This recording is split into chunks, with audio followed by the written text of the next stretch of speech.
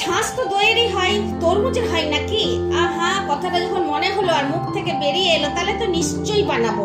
খেতে ভালো হলে আবার বানাবো, আর খারাপ হলে তোমাদেরকেও বলে দেবো যে যতই যাই বলে নে আর বানিও না, খুব জঘন্য হয়েছিল খেতে। তাহলে চলো বানিয়ে ফেলি লাল তরমুজ কেটে তরমুজের খোল। তো প্রথমেই তরমুজ কেটে নিয়েছিলাম, কেটে নিয়ে বীজটা যত সম্ভব বার করে নিয়ে মিক্সিং জারে বেটে নিয়ে তরমুজের রসটা বার করে নিয়েছিলাম। তারপরে ধনে আর শুকনো লঙ্কা ভেজে ভাজা মশলা বানালাম, চাট মশলারও জোগাড় রাখলাম, আর কিছু তরমুজ কুচি করে কেটে নিয়েছিলাম।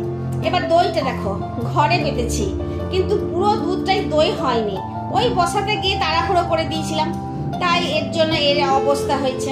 তবে এই অবস্থাতে আমার লাভই হলো, একদম ওপরে যে পাতলা করে জমা দইয়ের যে ঘোলটা দেখছো সেটাই নিয়ে নিলাম, আর দুধের সরটাও দেখো একদম ওপরেই ভাসছে, পুরোপুরি দই হয়নি।